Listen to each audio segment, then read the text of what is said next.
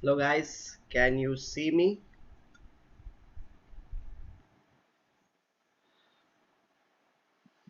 Guys, can you see me? Please tell me.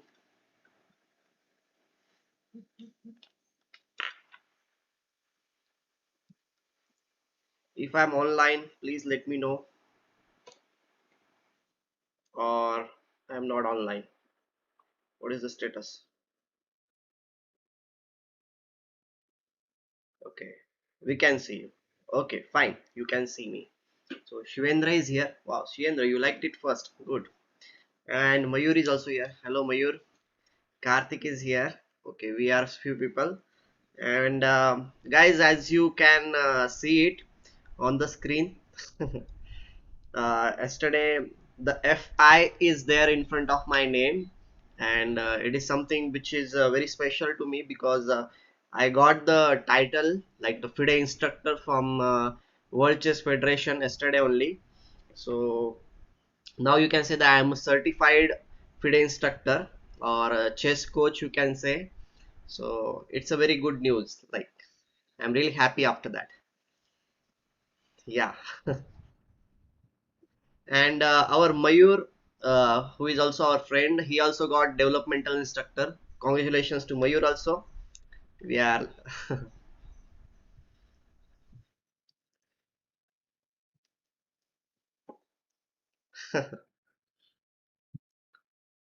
great. So I think we can thank you everyone. Thank you. So today might be our last day of this learn chess with me series, and maybe we will continue this after few days, but as I promised, I will be continuing till only 11 days, and then I will take some break, and then we will continue. So but on the last day I have decided to show you some of the games of Akiba Rubinstein. We will not be looking at the games from starting, but we'll look at the games from middle game or something of Akiba.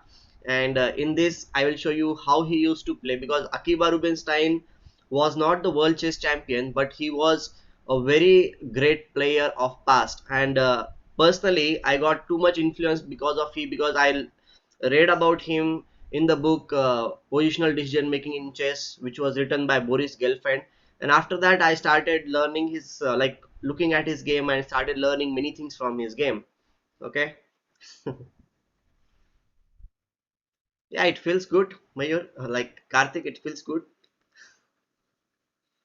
FIDE instructor and FIDE trainer. Well, FIDE instructor is given to the players who are below 2300 rating and above 2000 rating, and usually FIDE trainer is given to the players who are above 2300 rating, and also IMs and GMs they get it like that. FIDE trainer or FIDE senior trainer.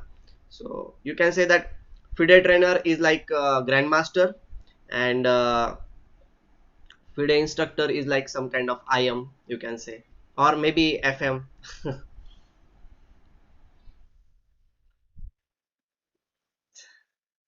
No, no, I will not start after a month. I will start very soon. Maybe a few days I will take. Maybe 1 week gap I will take Shivendra, and then I will definitely. Rishi is also here. Thank you, Rishi, coming for coming here.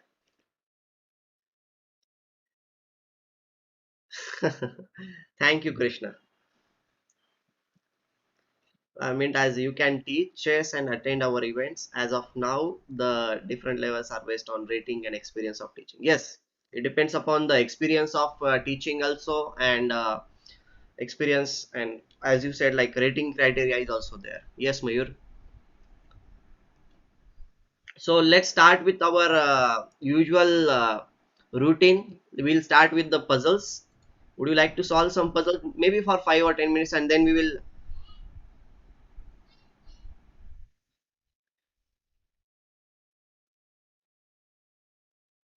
start with our today's topic, that is Akiba Rubinstein's topic. Okay.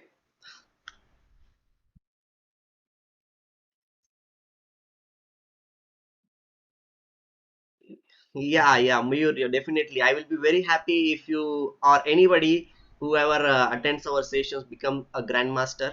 I'll be very happy about that. Yeah, queen to the e3, and then we will capture on the g1, and here we can simply play something like bishop to the e6. That will also be good enough for us.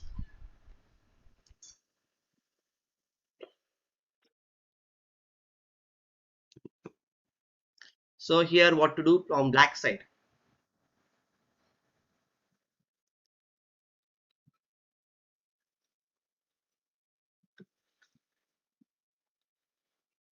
Guys, come on, we have learned everything from this. Yeah, we should just capture the queen, right? Okay, fine, it was very easy.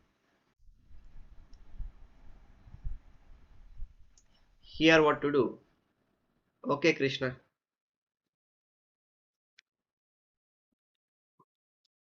Queen e4, queen e4. It is white to play. It is white to play. Knight g7, queen e7. Definitely we should capture on g7 in this case, so that this bishop which is defending the e7 square will be forced to go away, because he doesn't have any squares, means king is not having any squares, and after he captures the knight we can give this check, and then the king will be checkmated after that. Definitely Karthik and Shivendra, you are right about this move. We will be playing this move and then we will be winning. Okay guys, 3 more minutes we will solve tactics, and then we will start with our today's yes. Here what to do?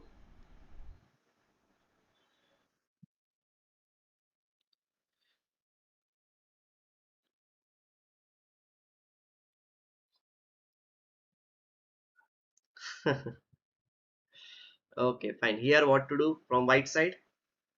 Queen to the g4. Yes, we should just play queen to the g4, and if he captures here then we have this bishop to the d2, and it will be a check and mate in that case. Okay, he has not played, but still we can checkmate with him. Bishop to the c3, and it should be a mate.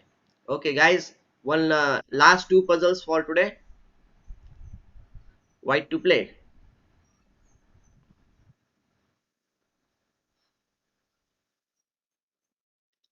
Here, whenever we are playing, always pay attention to undefended pieces, the checks and captures. Which is the undefended piece? Where are the checks and captures? You should always look out for those things. Yes, Rishi, you were right about that move. Karthik, yes, knight into g6 we should play, because if we play knight into g6, then knight e5 and knight into h8 is threatened, and another, if the bishop moves after this exchanges, the rook on a8 is hanging in that case. So we will play knight to the c7 check, and then knight into a8 will be, yes, Rishi, yes, you are right. Shivendra, you are also right here, and now we will give a check. He captures, this is reflection, and now we will be having exchange up. Okay, fine. One last puzzle. Okay, this last puzzle seems to be very easy one.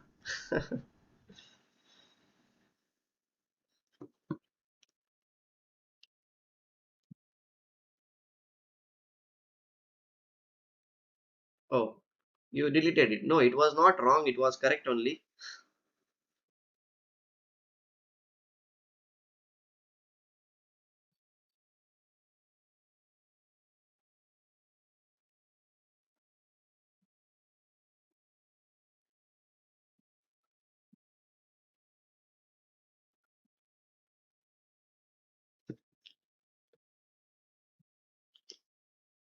Queen e6. Yes, absolutely. We should play queen e6, and after that we can give this check and we can win the queen. Right? Yeah. Bishop into knight. No. Why bishop into knight? It is not needed. We can just win the queen in that case, I think. Winning the queen is the simplest thing, I think.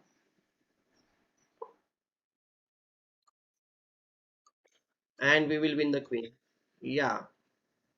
Okay, fine. So what we will do now, we'll come to our today's topic. Okay, and what we will be doing is, like, we will be looking at some of the positions which occurred in Akiba Rubinstein's game. So for the people who don't know Akiba Rubinstein, I'll just tell you that Akiba Rubinstein was born in Poland. He was a Polish grandmaster, and another thing is that he was very famous during the period of 1910 to 1930s, when the great players like Lasker, or you can say Stenis, Capablanca used to play. And it is a pity that he did not become a world chess champion, but he was among them. Like he was always among them. Just like you can say that in nowadays, Hikaru Nakamura is there. He is among the top players in the world, but okay, he is not the world chess champion yet. But like Karyakin Sergey, like he was among them. So there is a lot to learn from his game, and he was a player who used to understand, like he understood the positional concepts very well. So we will see what were the positional concepts which we are going to see today. Okay,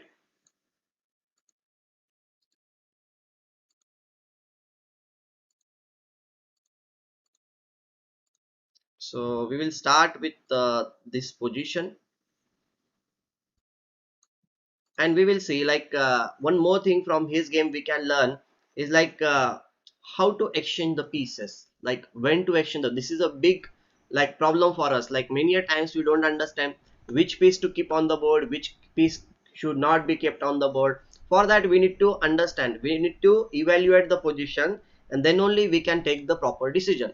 So you can see on the board, this is the position. Okay, Rishi, you should also watch the previous sessions also, definitely. And I hope you will like it. Okay. So here the thing is that Akiba Rubinstein is white, and his opponent Bogol Jabo, who was also a strong player at that time, was playing from the black side, and this game was played in 1920. And if you consider this position, then you can see that white has these two rooks, and this rook is already on the third rank, it can come anytime, and this queen is also there which can attack on the h file. Okay, but black is also trying to do something with his rooks here, because the rook is there on this file, and we need to be very careful in this case. But another thing which you see, which if you can see, the bishop on c6 is not that active, because it is little bit cramped by his own pawns. But black's knight on the e4 square is pretty well placed in this position, and it is controlling the important square, that is the g3 square, it is controlling with the knight. So we need to understand that in this position, if you exchange your opponent's good pieces, then he will be left with his bad pieces. That was a very simple concept which you can learn from this game, that whenever it is possible for you, try to exchange your opponent's good pieces. So in this case, if you see, the knight on e4 is the best piece you can say in the position, because it is centrally placed, it is restricting white's like squares, also important squares. So if you exchange that piece, what will happen is like here directly you should not exchange, you should try to threaten him first. So here white played queen to the g4 with the threat of, obviously we want to play rook h3 and then queen to the h4 here. So here bishop to the b5 was played by his opponent, and then Rubinstein played, obviously we don't want to capture on b5, Rubinstein played bishop into e4 here. And after d into e4, the position has converted, and in this position you can see that the opposite color bishops are there, right? These rooks are there on this file. Okay, but Rubinstein planned a very nice thing. What he planned is like, now he will play c3. Now this structure is that the bishop is supporting the pawn on c3, it is supporting the pawn on e5. So these two rooks are not going to penetrate in the camp. This queen is also not going to come in the set. So on the queen side, the pieces are stranded there, and this bishop is also not going to come in the game by any means. And these pieces, the queen, this rook, everybody is free to play on the king side. This is the most important thing which you need to understand. What are your opponent's good pieces, when to capture, when not to capture, just by a simple exchange. He has just, like you can say that the black is not having any good play. Okay, so here black played bishop to the c6. Then can you tell me how will you play in this position? Like already you have got lot of play, obviously you can play on the king side, but how will you play?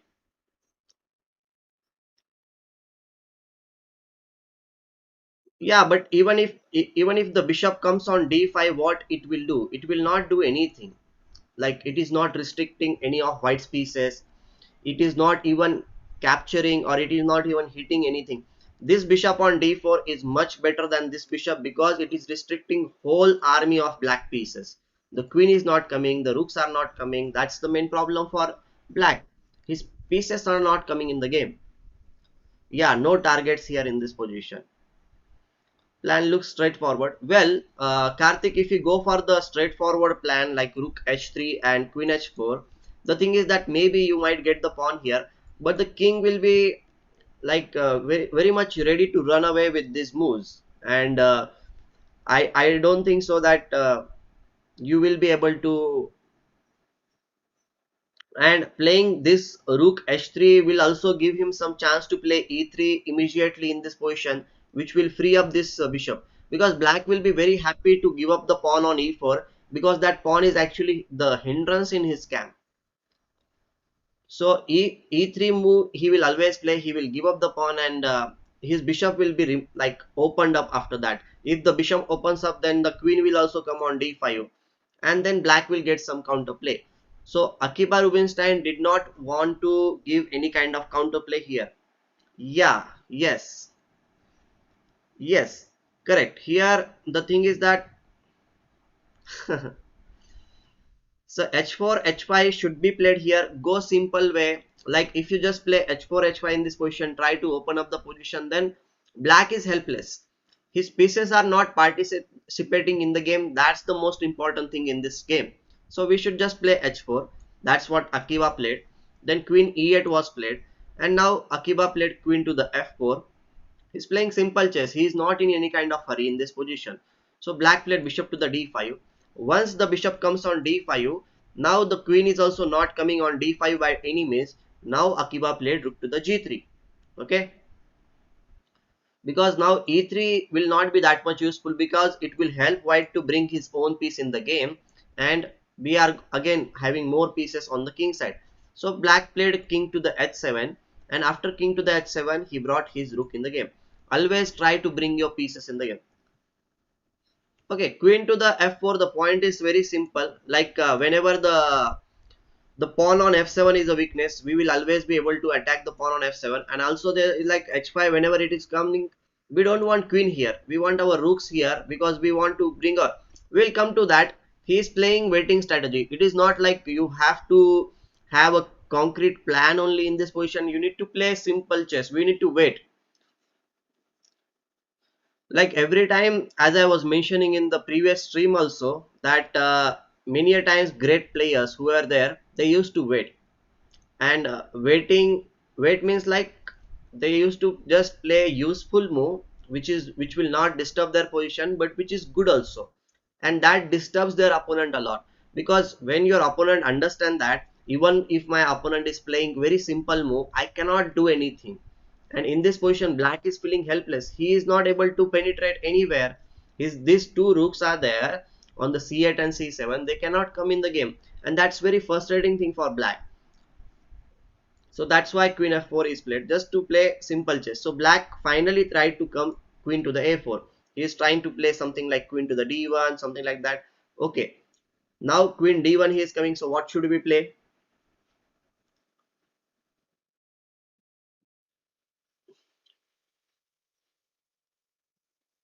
We should try to control our opponents, like entering, like squares from which he is going to enter. So how will you control the d1 square?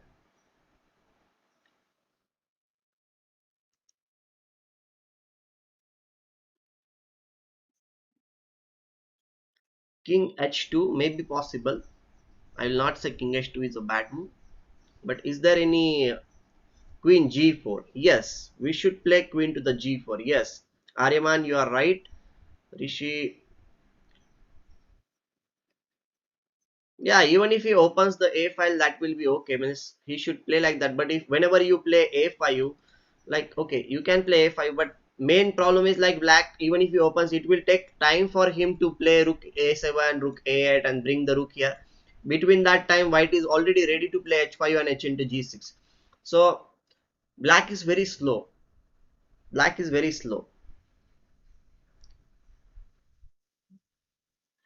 Here queen g4 is actually a good move, trying to control the only square which is being here. Black play rook to the h8 because he needs to bring his pieces on the king side, and now it's the right time to play h5, because obviously black cannot play g into h5 because queen g7 is a check and mate.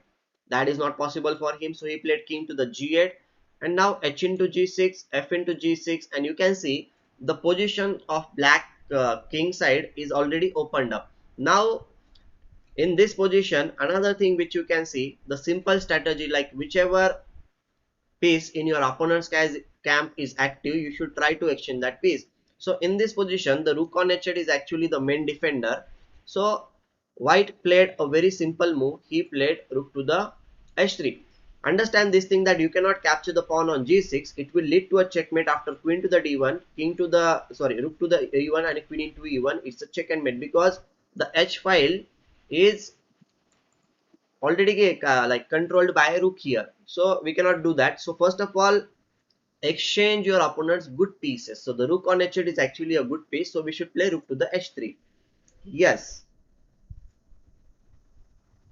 so here black played rook into h3, then rook into h3, and now okay, finally black tried to play e3 in this position. He wants to open up the position, but it's almost too late for him. White played queen into g6 in this case, and after e into f2, bishop into f2, he gave queen to the d1, but you can see that the king is very much like exposed in this case, and white's king is very safe. He played king to the h2, rook to the e7, and now can you tell me what will you play? White played actually a very nice move here in this position.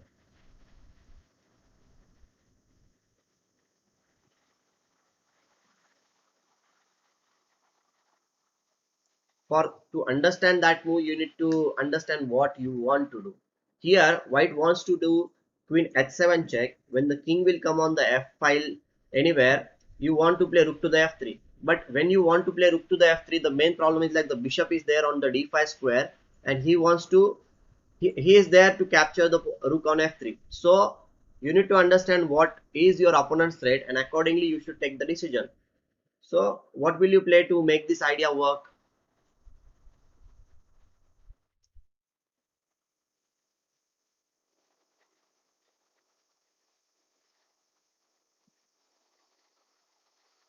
Rook h4. Okay, you can play rook h4, possible, but again he will play queen to the d2 to protect the like square on f4. c4, yes, Rishi, yeah, yeah, correct. You should play c4 so that if he captures here, then it will be good for you, because your queen will here, the rook will also come in the game, and it will be very difficult for black to play in that case, because after rook f3, if he plays king to the g8 in this position, we can again give this check. The king will come to the d7 square, and now we have this bishop h4 move. If the rook moves, obviously we have queen d8, and black will be in trouble in that case, because even if he plays on the c8, the rook is not having any good squares. So here most probably he must give up the rook on e7, means exchange down will be the position, and that's why black tried to maintain the bishop here on this diagonal. He played bishop to the c6, but again white played b5. Again he is trying to dislodge this bishop from this diagonal, and now if he plays bishop to the b7 in this position, the thing is that now white can play a good move. What will you play in this position?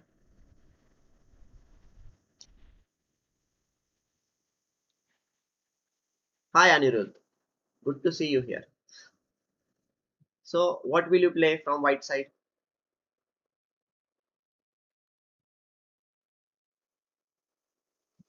Because now there are mating threats in this position, as the bishop was there on c6 in the previous position, but it was controlling the e8 square and everything. Now white can play a simple move. Yes, Rishi, you're right.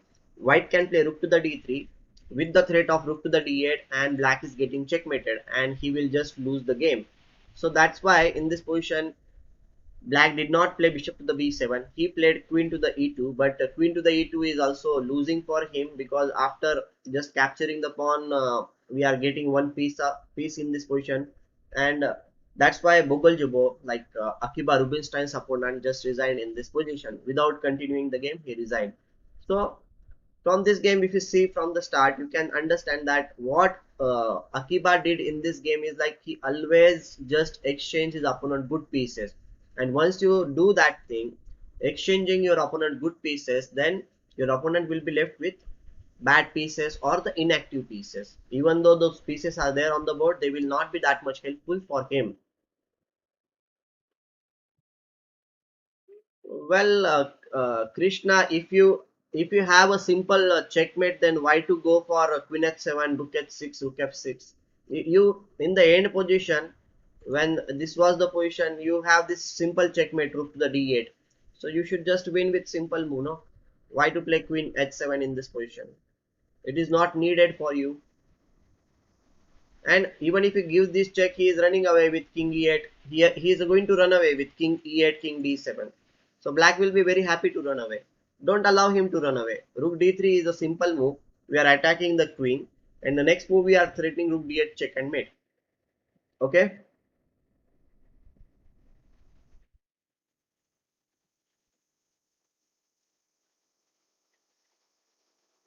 Okay. No, actually I have decided to show you from the middle positions because exchanges are mostly it is important to see. So I have decided to show some important concepts only related to the Akiba's games. We will see some other games also. If it's important to show from the start, I will show you definitely.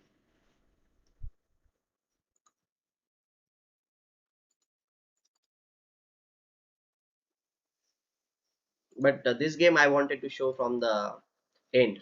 Okay. So let's look at one more game of Akiba Rubinstein.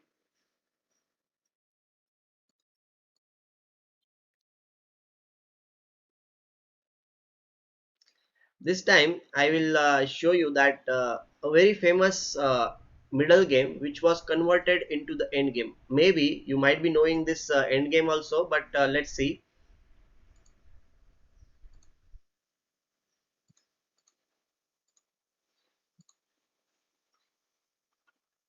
So this is the position from the game, like Eric versus Akiba Rubinstein, and the end game which happened in this game is all because of the exchanges. Okay, so this is, you can say, the almost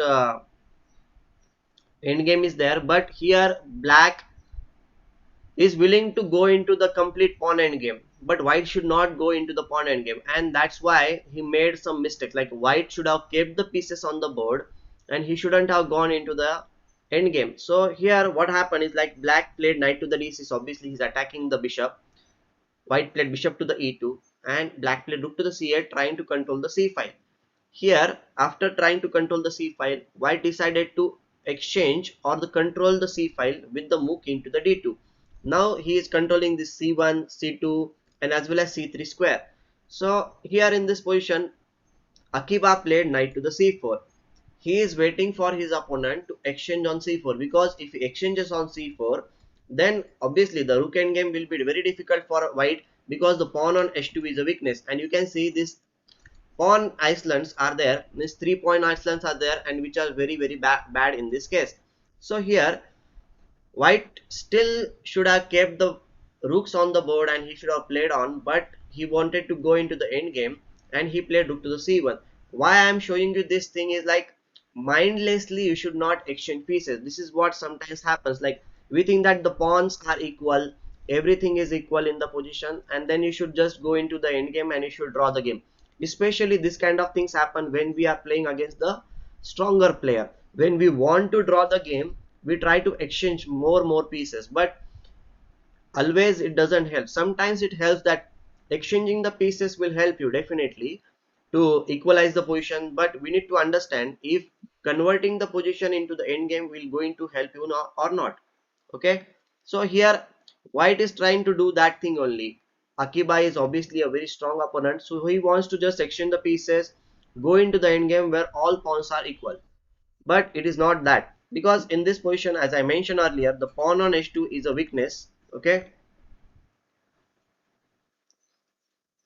Okay, queen e4 then. Well, Krishna, I don't know. Okay, yesterday I drew a game against online because I exchanged pieces. Yeah, yeah, you exchange, that's what I'm saying. Sometimes it works and sometimes it doesn't work. But the thing is that You need to understand when it works and when it not works. You should not just recklessly exchange the pieces. That is the point I am showing. See, I have also played many games against strong players, and exchanging helps to liquidate the position. But if there is some weakness in the camp, and if you are not paying attention to your weakness, and if you are just recklessly, without thinking too much, exchanging the pieces, then it is not going to help you. Okay. Yeah, so here white offered to exchange the piece with rook to the c1, and black played rook into c1, king into c1, and now even though the position seems to be equal, but it is not equal. Here black has a clear-cut advantage because there is a pawn on h2 which is a weakness. And Akiba understood this thing, and he went after that pawn, and then slowly and gradually he won the game. So we'll see how did it happen. He played king to the f6. Obviously black is going for the h2 pawn, so white played king to the d2, trying to protect the pawn on h2.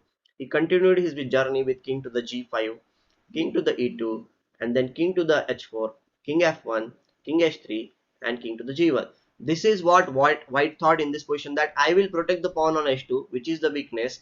But he did not see that after some time he will be in zugzwang, and the resulting pawn endgame will be very difficult for him. So here black started with e5. Okay, then white started to play a waiting strategy in this position. He started like playing king to the h1. He's just waiting because he cannot move his king anywhere. Then black played b5. Again he is fixing this pawn, and he has one tempo in the end game, like he has this extra move in the end game wherever it is possible. So again, one more important thing is like in the end game, whenever you can get the extra tempo, especially in the pawn end game, you should try to get it, because one extra move can change the evaluation of the position. Okay, so white played king to the g1. Now black played f5, king to the h1, and now g5, king g1, and now h5. Now in this position, I will give you one task, like what will you plan in this position so that you will get a good position or the winning position. Plan of action. Tell me. Don't tell me the like this move or that move. What will be your plan? Like which type of position you should get from this position? Because one move will not help you. If you have a plan of action, then it will help you. So what will you plan in this position?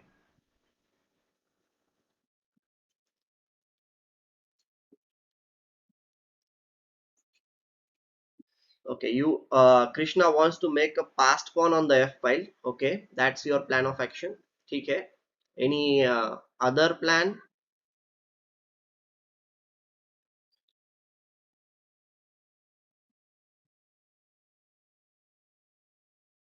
Exchange the king side pawns and run after the queen side pawn. Yes, excellent. That is a good strategy, I will say. Because if you exchange the pawns on the king side here, then if you go to the queen side, then definitely you will be having a great position. You might win. Yes, definitely. Rishi, you are right about that thing.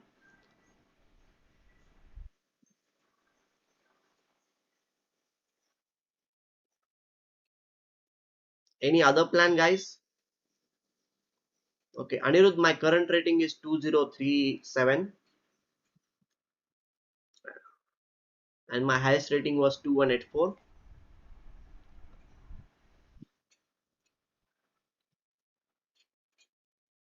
Black. Okay, Mayur, Karthik is in black's king is more active. Yes, and black to move, then start with f4. Well, it is obviously we just played h5, but I am saying like the plan of action is there. Save the a7 move later. Okay, okay, fine. Here, as Rishi has already mentioned, we should try to exchange more pawns on this side of the board, on the king side. And the thing is that we can do that very easily. Here, king h1. Yes, with its stream, I follow. I like with its stream. So, getting back to the chess, guys, g4 was played by white here, and white tried to create his own chances with by playing e4 move. Now, what will you play?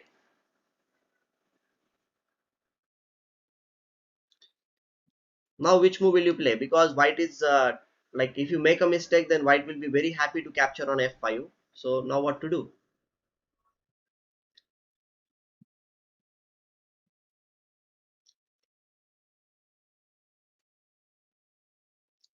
f4. Okay, you want to play f4, but okay, f4 you want to play, but there is a better alternative than f4. Yeah, you can play. I'm not denying that you, but the plan is that you should be like ready to exchange. Yeah, f4 is a good move, definitely.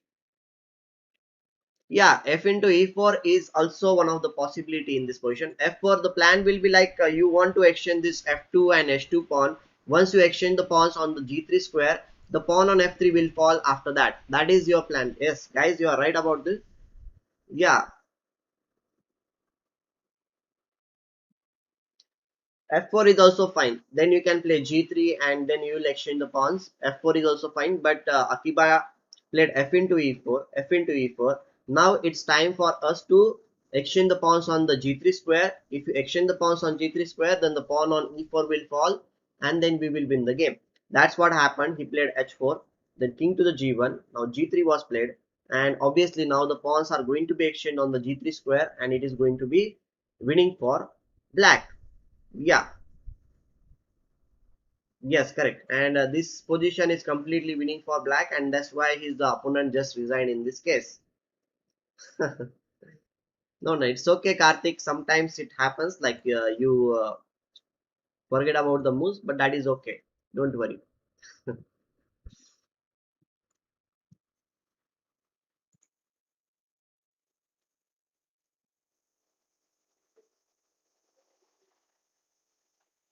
Okay, so we will go to the next position where Akiba won one game against the world chess champion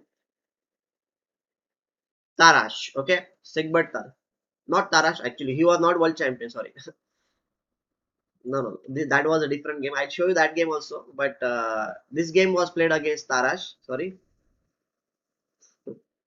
1 minute. Let me get the game.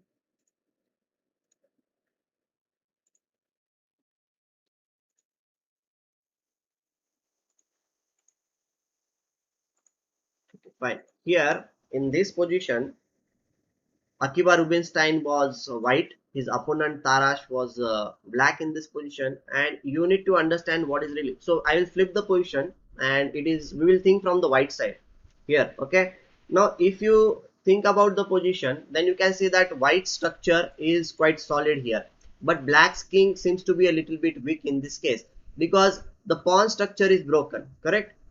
But the thing is that pawn structure is also broken here on everywhere. But in this position, black has a very one piece is good that the knight on c4 is very well placed in this case. Oh, sorry. The knight on c4 is very well placed in this case, and also black has one extra pawn on the queen side, so he will be very happy to push that pawn forward. So as I mentioned in the first game also, Akiba always understood this thing that if your opponent is having any good piece, try to exchange that piece. So my question for you is, how will you exchange the knight on c4 in this case? What will you play so that you can exchange the knight on c4? Because once the knight on c4 will be removed from the game, black will be left with a little bit inactive pieces because the bishop on c8 is not that active, and the king side is already little bit broken from black side, so you need to just exchange good pieces from your opponent's side, and then his power will be reduced. Once the power is reduced, then you can obviously create your own chances in a better way. Okay,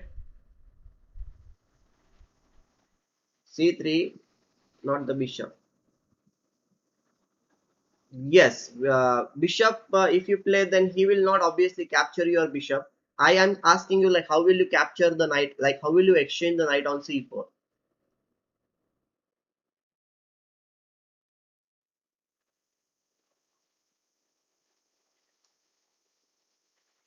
Yeah, Rishi is right about this thing that we need to maneuver the knight on c3.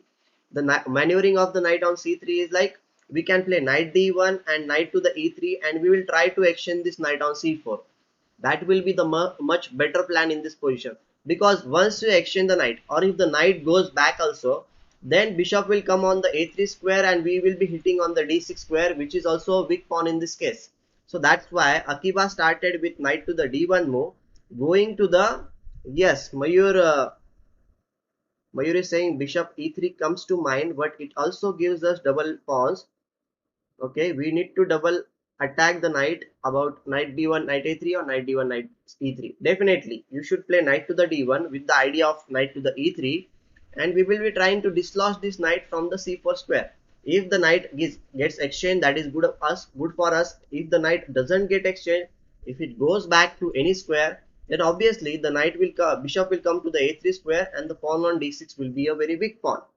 Okay, so here black played bishop to the d7, and obviously as per the plan white played knight to the e3, and then black played d5 supporting the pawn on c4.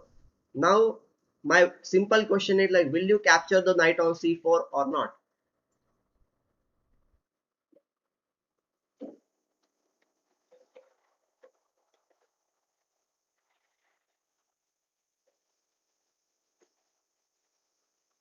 As you have manured everything, will you capture it or not, or will you get afraid that his pawn is coming on the c4 square? What will be your decision?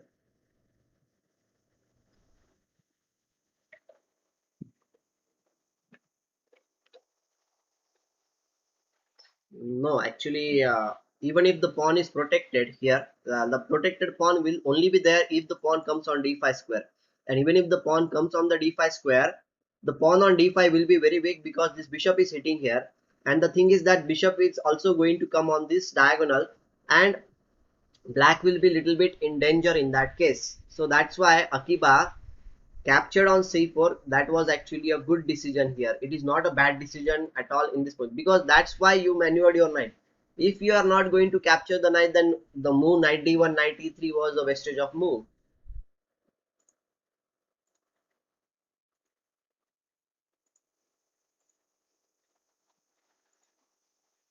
Okay, so here b into c4 was played by black, and after b into c4 white played queen to the d2, and after queen to the d2, okay, he played yeah, obviously you have prepared for it, so you should go for it. So black played knight to the e8 here in this position, and this position is already quite good for white. Okay, even if you don't play here, the best move for black, like he should have played rook a c8, so that at least he will have some chance to push his pawn. Okay, that was the only chance. But the problem is that the thing is that the queen will be capturing on the h6 pawn. That is also one of the thing which you need to pay attention. But the pawn on h6 cannot be protected by any means, because even if you try to support the pawn with the knight to the g8 kind of a move, still we will be winning the pawn on d6, which I already mentioned. As the knight on c4 will be removed, we can play bishop to the a3, and the pawn on d6 will be lost. So here black decided to protect the pawn on d6 instead of protecting the pawn on h6, which is not that good pawn, because h6 pawn is anyhow double pawn. So he played knight to the e8, supporting the pawn on d6. Okay, but by playing this move, he missed something. Can you tell me what did he miss?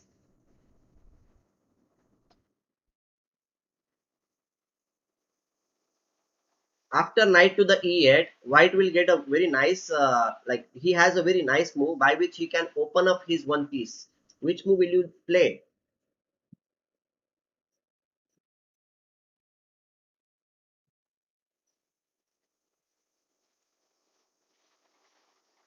See, as I always tell you that we should bring our pieces in the game. So which piece will you bring in the game? Yeah, yes, definitely you should play e5 in this position. Correct. We should play e5 in this position. The thing is that if black plays d5 in this position, then he is going to lose after queen into h6 check. If the king g8 is played, then we can play bishop to the a3, and the queen is attacked, the rook on f8 is also attacked, and black will just lose it in this game, because the f8 rook is not going to be supported. So d5 is not going to be played in the game, and if he is not going to play d5, then the rook on a8 is hanging, so he will play rook to the b8.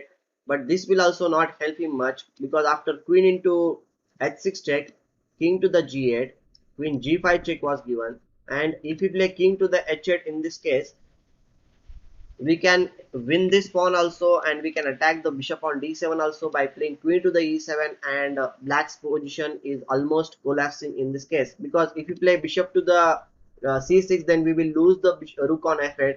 If you protect the rook on f8, then we will lose the bishop on d7. So both the pieces are being attacked after queen to the e7, and black must give up one of the piece. in this case, say. So how will you protect the rook on f8? Maybe knight g7 can be played, or you can move the rook, but in both the cases we will win the queen, we will win the piece on the d7 square. So this is not helping him. So black in this position played king to the f7 in the game. And now can you tell me a good move from white side? After this move the game was almost finished. Can you tell me a good move from white side?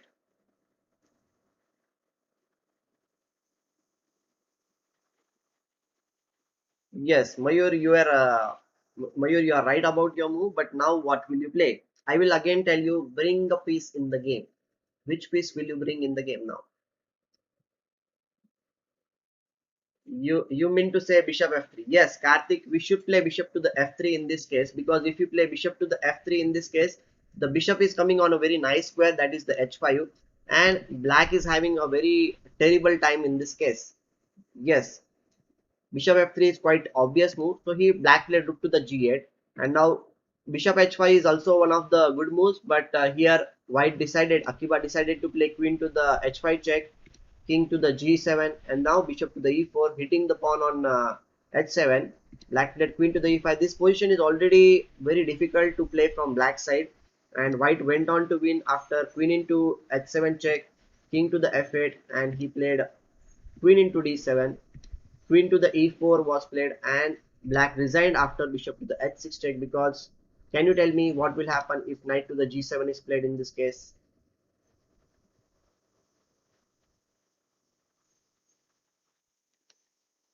Yeah, that was also one of the possibilities. That is a little bit slow.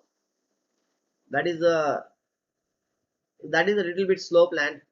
In this bishop f3, bishop h5, queen h5, everything is coming quite fast. See, that position is already quite better for white. You can play slowly also, and you can play something which is very quick. Yeah, queen d6 is coming, or the move which Rishi was suggesting earlier. Yes, bishop into g7 you can go for, rook into g7, and after this check we will be winning the rook on d8. This is the reason that black resigned. Correct, you are right about this thing. And from this game again we saw that how he exchanged his opponent only active piece, and once you exchange your opponent's active pieces you can get a good position after that, and you can also launch the attack also very freely. So always pay attention to this thing. Like from these 2 3 games I'm just telling you about the exchanges, like when to exchange, when not to exchange. That is also very important concept. Okay, we'll see more examples now.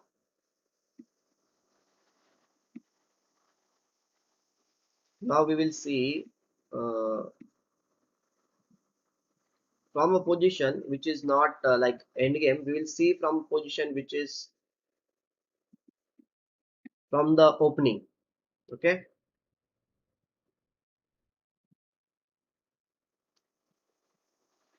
Okay, Krishna, just wait for some time. We will be getting over in maybe 40 minutes. We will be getting over with the class.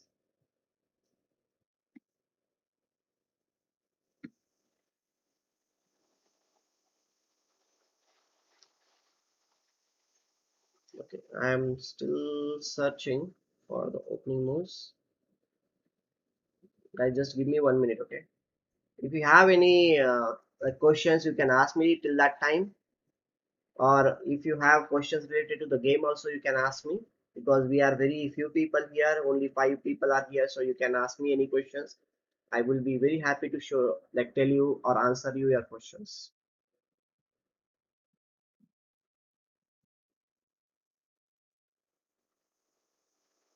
Okay, I'm not getting the exact game, but I have the position from the opening phase. So let's look at this game from almost 10th move. Okay,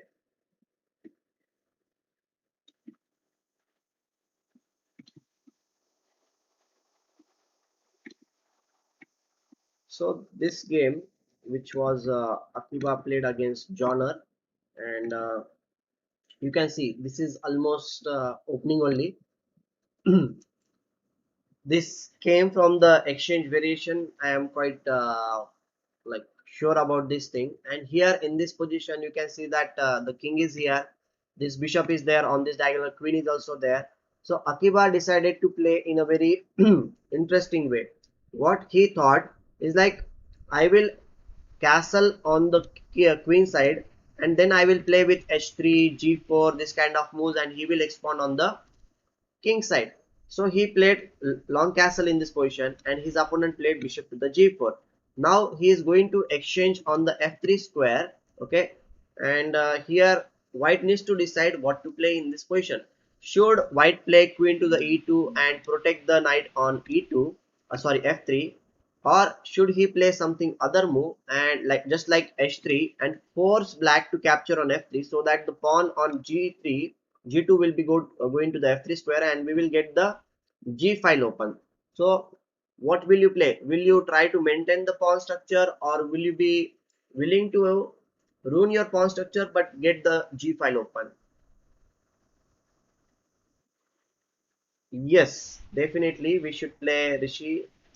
Yeah, we should not sell queen. That's what Akiba actually, here Akiba was black. Okay, his opponent played h3 in this case. Okay, this was his planning. Like white, sorry, I misplayed.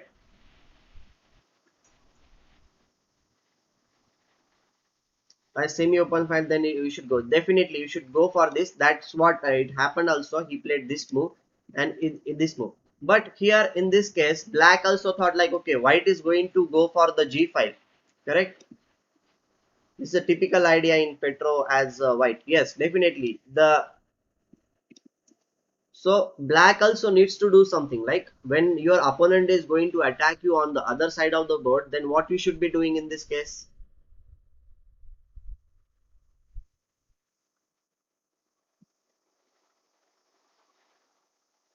Black should also try to create his own counter play on the queen side. So how will you play from black side?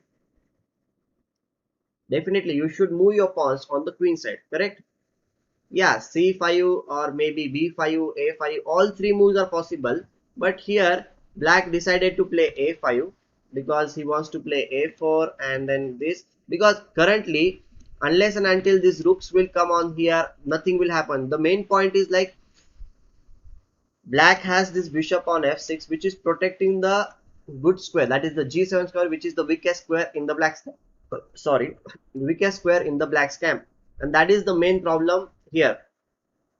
Unless and until you will exchange the bishop on f6, you will not be able to create any play from the white side in this position.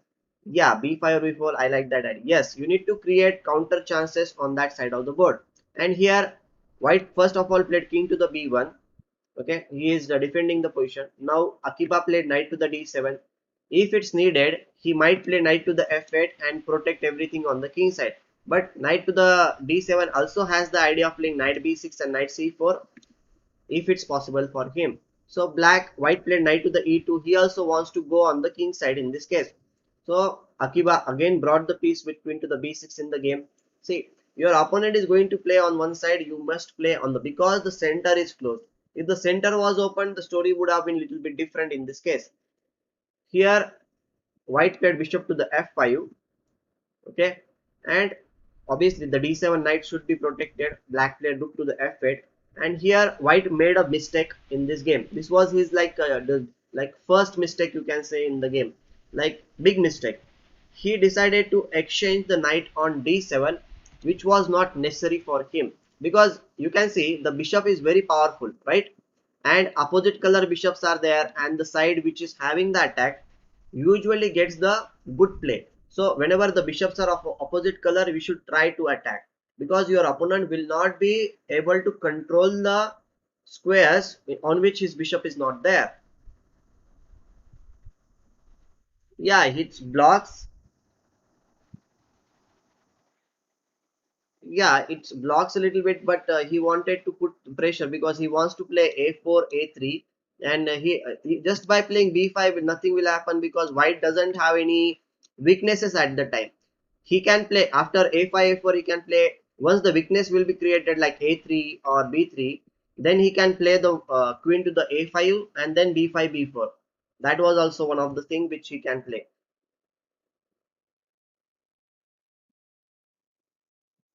But here white made the mistake of exchanging the bishop with the knight, which he shouldn't have done in this case. Again, I'm showing you the game where the exchanges sometimes are good, but sometimes if you are not thinking from your opponent's perspective, then you might make a mistake. So he played bishop into d7, which was not good. Positionally, I'm saying tactically this is not a mistake. Okay, tactically everything is okay, like all the pawns are there, all the pieces are there, but positionally speaking this is a mistake.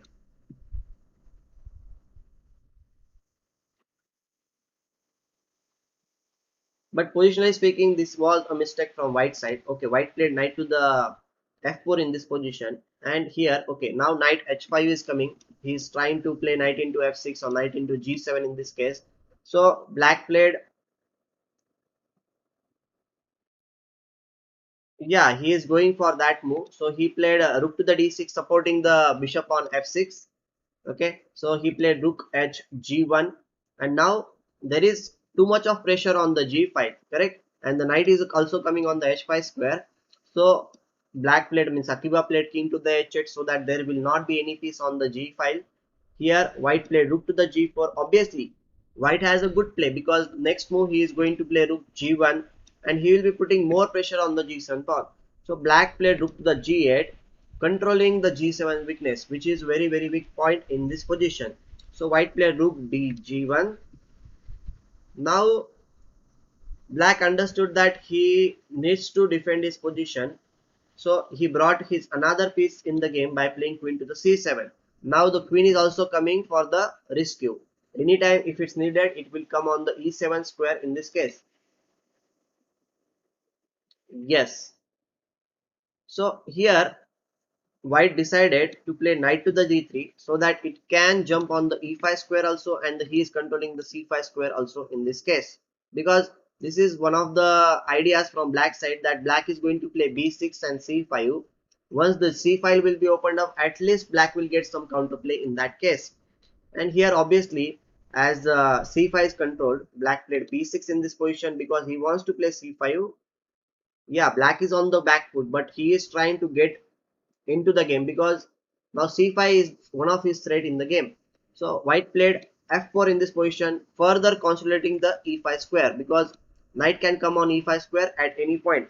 So what will you play in this position from black side? Because you need to do some activity. If you are not going to do any activity in this position, then obviously black is already cramped. White pieces are very nicely placed, so you need to play some counter attacking move. So what will you play in this position from black side?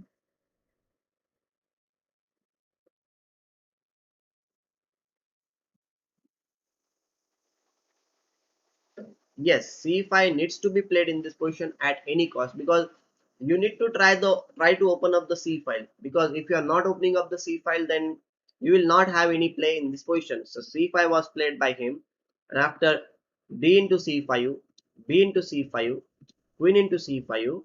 Okay, now black played one move. Which move will you play? Yes, definitely. Now the bishop on f6 is hitting on the b2 square.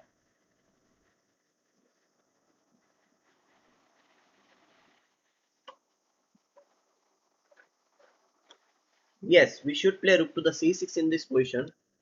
We should not exchange the pieces, right? But by playing now this move, we are now b2 pawn is a weakness. B file is also opened up, and now suddenly by exchanging the pawns on the c file, black has some play in the position. He is not without any play. Yes, he has given up one pawn, but in this position he has lot of play, that's for sure. Okay, one more question for you is like, can white capture the pawn on d5? Is it a good move or is it a very bad move for him?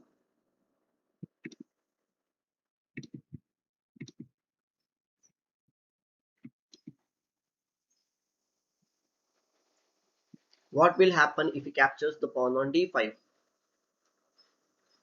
Yeah, white is on the back foot, but what will you play here? This is also very important decision you need to make.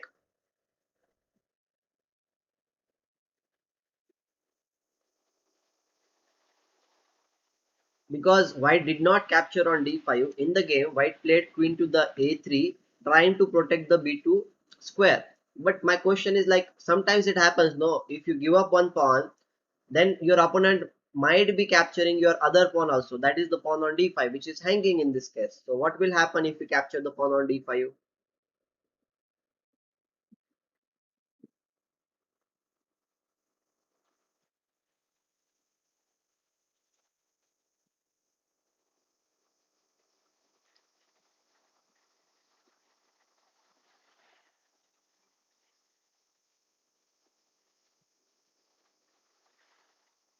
Think, are you thinking, guys?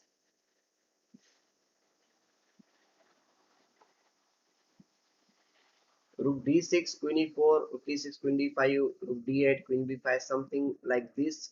Black gets his rook active.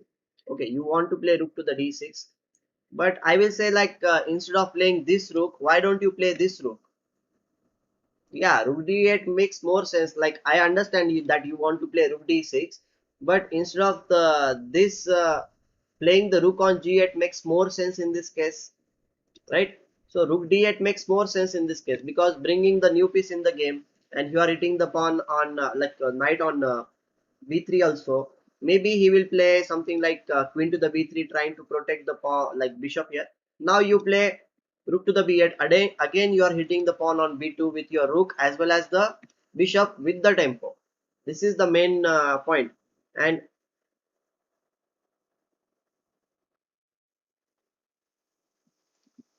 okay, so here black is already dominating. If you play queen to the a3 in this case, then here black can simply play rook to the c3, and the piece on d3 will be lost, because he cannot really protect the piece on d3 in this case. Yeah, I got rook d8, Karthik, you mean to say in that case. So if we capture the pawn, the thing is that the d3 knight will be very much weak in that case. That's why he tried to play queen to the a3, and not allowing his opponent to develop his pieces or the bring the rook in the game with the tempo. Okay, hi Aryan. So here now again black played a very simple move. You need to bring the rook in the game. So he played rook to the c8 in this case. Simply he is threatening something like rook is coming on this square also, and c2 square also he is threatening. Okay. Thank you, Divya. Okay, now white play rook to the d1, thinking that nothing will happen. But Akiba Rubinstein has already got his play in on the c file. His all pieces are there. The bishop is also there on this square. So which move will you play in this position? This is a tactical move now. Yeah, FIDE instructor now.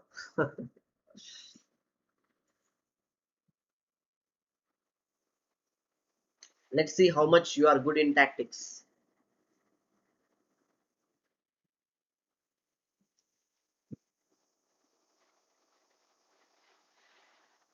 Yeah, today I kept the special class also, and the thing is that we are completing 11 days today, and after this I will be taking break for few days, and then we will resume, because I promised earlier that I will be taking 11 days of sessions, and then we will see which topic should be kept and all. Yes, Karthik, you are right about this move. Like, we should play bishop into b2 in this case. Yes, Rishi, you are also right. Bishop into b2 must be played, and if knight into b2, then obviously rook c1 will be a check and mate. After rook into c1, queen into c1, it's a mate. And if he captures with the king, that will also not help white. After king to the b2, which move will you play? Can you tell me?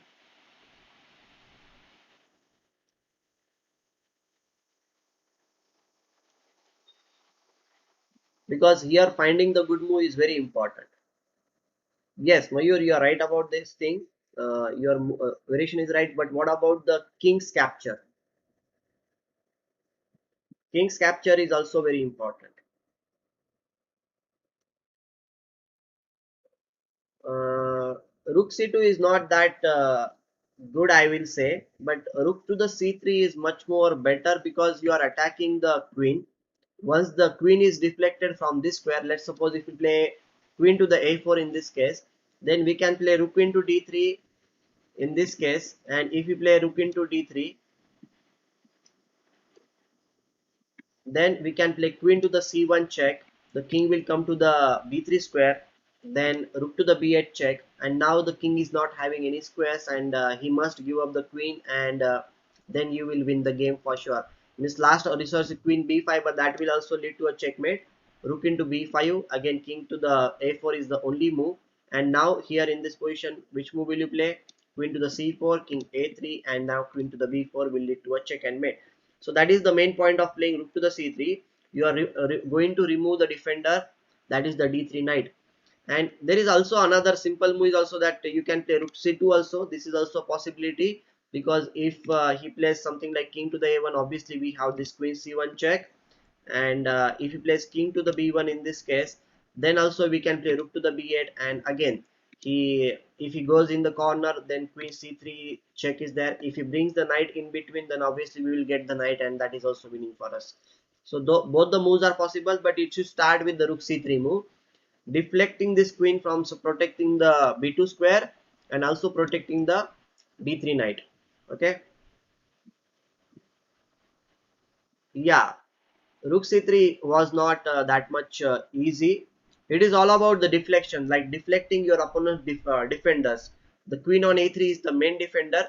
Deflect is first, and then you can play rook to the c2. Then b2 square will not be protected in that case, because if you directly go for the, let's suppose if you play rook to the c2 directly in this position, in the same variation I can play king to the a1, but here exactly.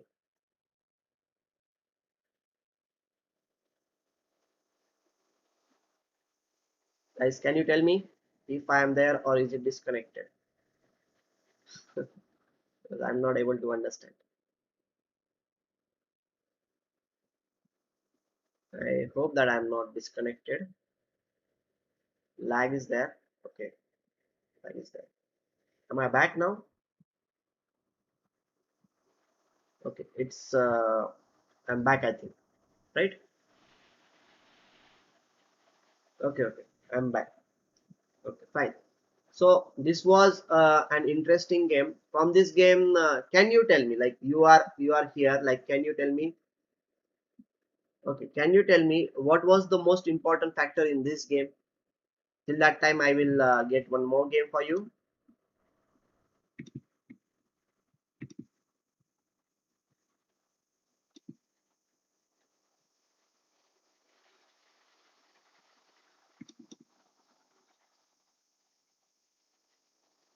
Activity above all. Yes, activity was a very important factor.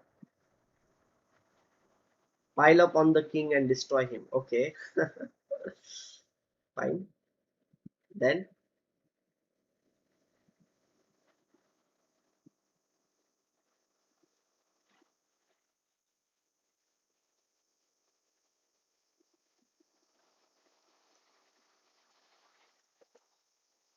understanding when to counter attack, too early and too late, both are not good. Yes, these are the factors which are there in the position. Definitely. Now we will see one more game by Akiba Rubinstein, or position you can say.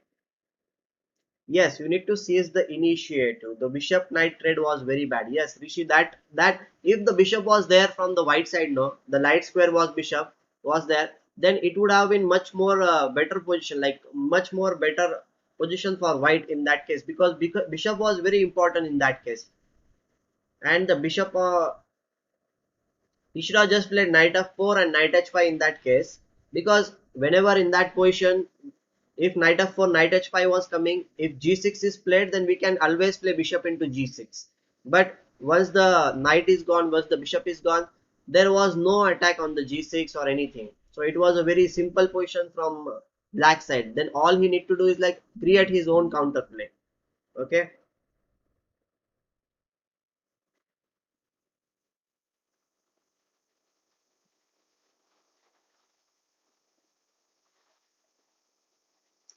Lubis tournament, one is paid and West Bengal rehabilitation support, and other is free for YouTube subscribers Hindi chat. Wow, that is a good news.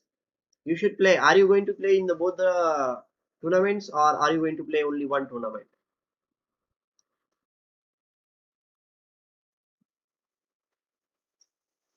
Can you help me? I am unable to join.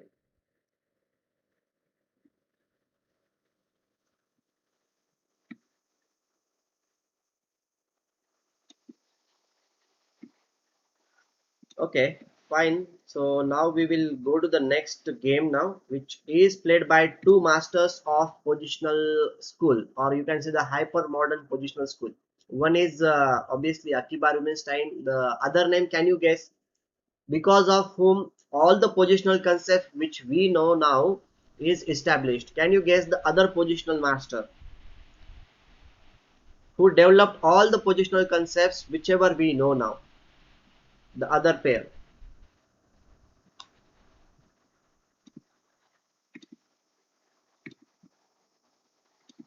Nimzovich. Wow, Karthik, you are on roll. Yes, Nimzovich was the player who was playing in this game against Akiba Rubinstein, and Rubinstein was white.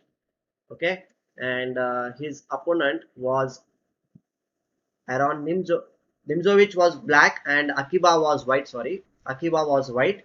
So now in this position, you can see that these two pieces are there on these diagonals. Okay, but here Akiba Rubinstein decided to play a little bit strange move, which is not that much natural move in this position. I will like try to explain that move, but can you first guess that move? What do you think like white played in this position? It because Akiba had a plan of action behind his move, that's why he played this move. So if you are going to guess the move, try to understand the plan also behind the move. Okay.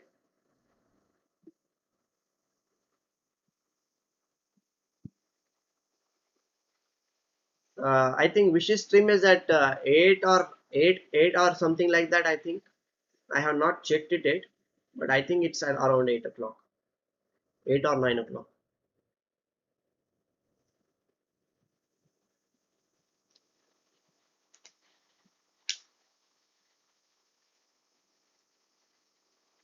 Yeah, 8. Yeah, correct. Divya, it's at 8 o'clock. So can you guess the move from Akiba Rubinstein, who was playing from the white side against the positional master Aaron Nimzowicz, and this game was played in Berlin, 1928,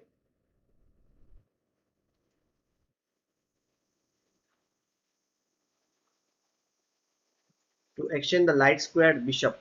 Okay, knight f5 is a possibility, but maybe I will if I want to exchange the like knight here, then bishop, sorry, bishop f5 to bring the knight into action. Yeah, that is also a possibility. Bishop f5 is also I'll consider as a good move, definitely. Akiba Rubinstein played, as I mentioned earlier, he played a little bit unnatural move. That is not that natural move in this position. He played a little bit unnatural move. What he played,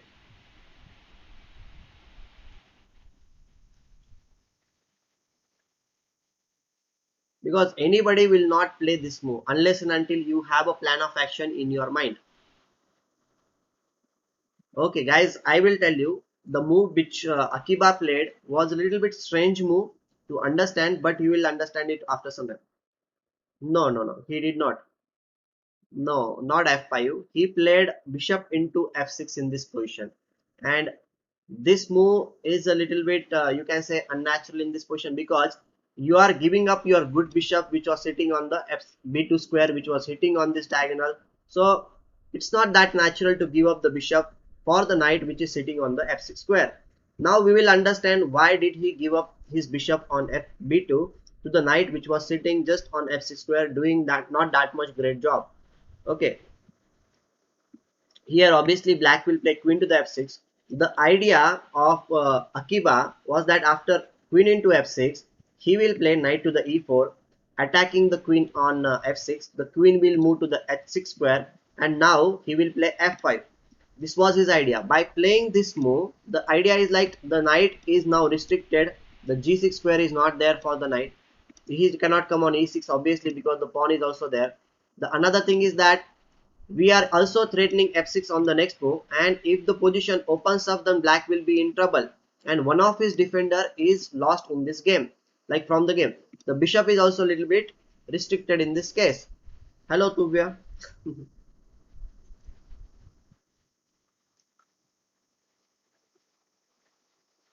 Yeah, it was a positional idea from his side. So, and here another thing is that white can even play g4 and g5, then the queen will be very awkwardly placed on the h6 square. So considering all these factors, he captured on f6.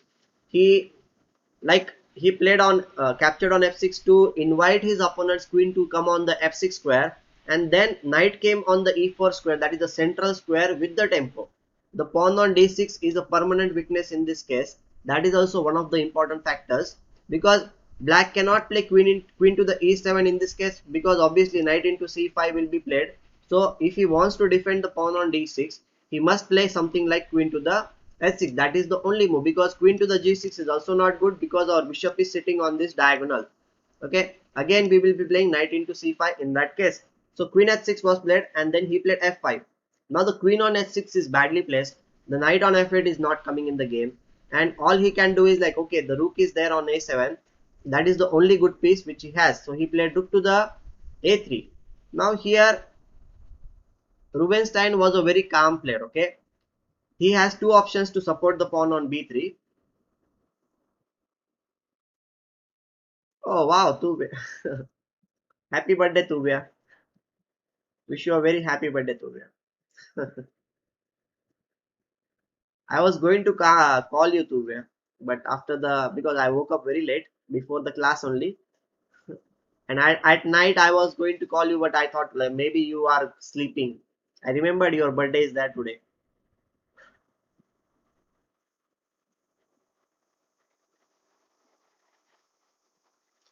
So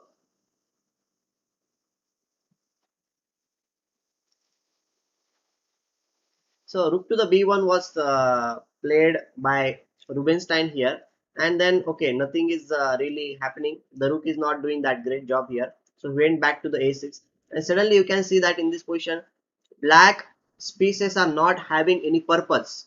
The knight on f8 is not coming in the game. Bishop on d7 is not having any great future here. What where it will go? It doesn't have any good square. The knight is also not having good square. The queen is also completely restricted. It cannot go anywhere. So you can say that this position is like all the squares, even if sorry, not g4, even if the queen is there, all the squares are like covered by white, and this is a very like bad position to play when you are playing with any pieces. Like, oh, you slept a little bit late. Okay, fine. So here g4 was obviously played by white. He again restricted the h5 square also, and you can say that the queen is not having not even a single move. And next move we are threatening g5 also, and then queen h5 will come, and then we will play bishop to the e2, and the queen will be trapped.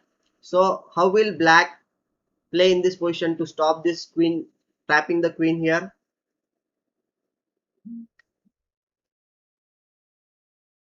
What will black play here?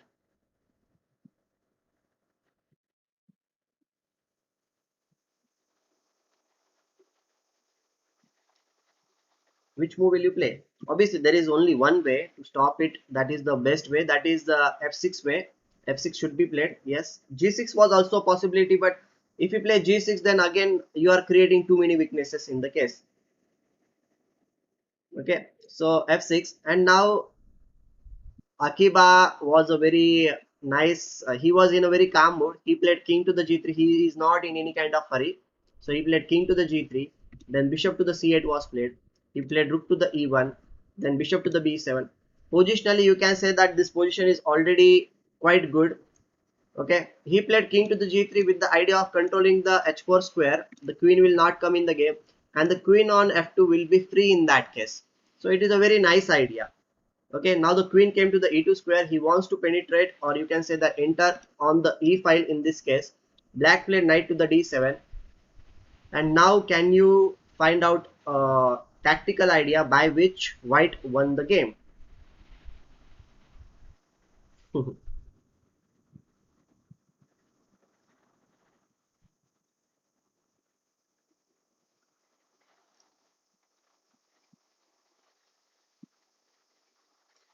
f6 bishop e8 d7 knight e5. Okay, fine. So can you see the position now here on the board? I hope you can see. What will you play from white side and finish off?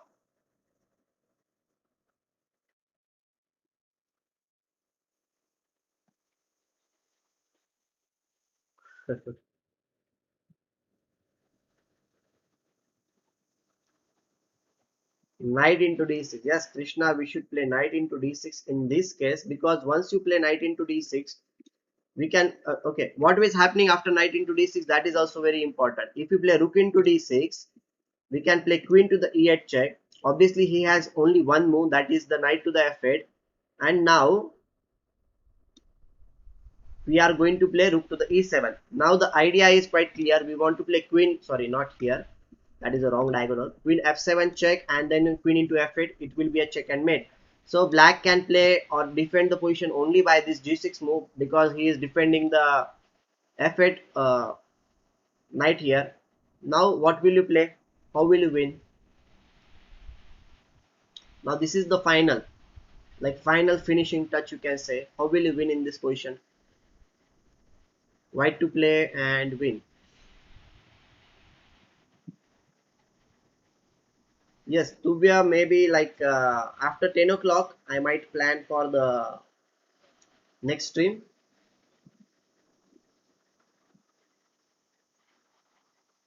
I think Mayur, you are a little bit lagging. Can you please refresh your page? Queen f7 and rook e8. Yes, Rishi, you are right about this thing. Queen f7 should be given, then king to the h8, and now rook to the e8. And now the knight on f8 is going to fall. Black tried his last resource to play rook to the d8, but it is also not going to help him, because now you need to be a little bit careful. Okay, if you play rook into d8 in this position, then it will be a very big blunder. You will throw away your win, because here black can play queen to the e8, the queen which was sleeping until now, it will come in the game and it will be a draw because of perpetual check. So here, even if you play king to the h2, we can obviously play queen to the f2. If king h1 is played, then we can give queen e1 check, and the checks will not stop for sure, because whenever you come on the third rank, we'll just capture the bishop on d3, and the checks will continue, and it will be a draw. So you cannot be greedy in this position and capture the rook on d8. You need to play precisely. So what will you play here?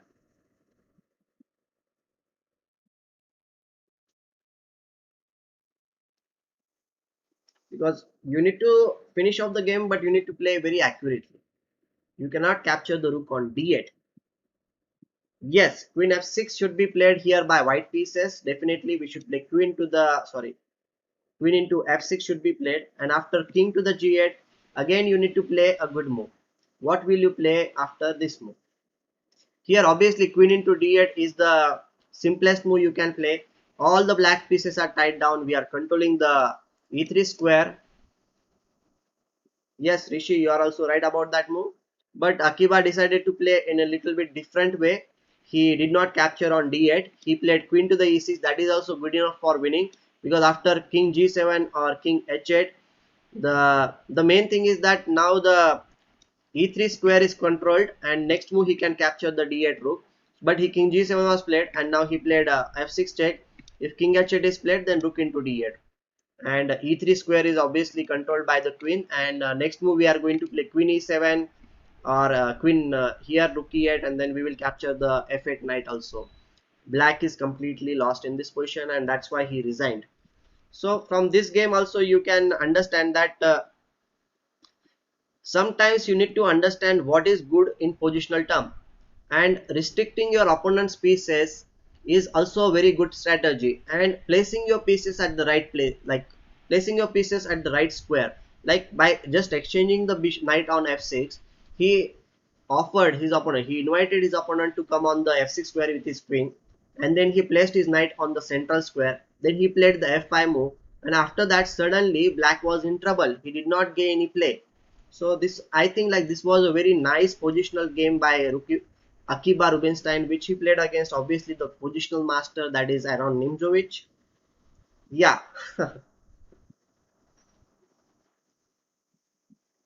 So I think this was an interesting game, and with this game, I will say that we will take your, I will take your leave. We will meet at night, maybe after 10 o'clock, but with chess dudes, we will be trying to hit the century. Obviously, we will not be able to complete 100 puzzles because the time restrictions are there, but we will try to go a little bit further. And with the live stream sessions, the series, we will come back maybe in the next week. Until that, do subscribe to the channel, and you can always support to my channel also by donating. So let me know in your comment section what topic you would like to have in the next live streams, and your suggestions also are always welcome. Keep supporting, keep sharing your love. Thank you very much, everyone. Yeah, we are trying to get it after 60, Karthik. Let's see, chess dudes, if they have time at night, we will definitely do it at night after 10 o'clock. I will publish it if it's going to happen in the evening time. I will publish it. Okay.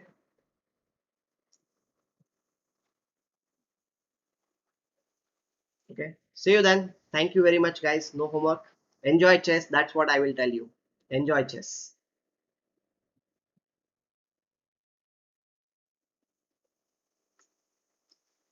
Enjoy chess. Okay.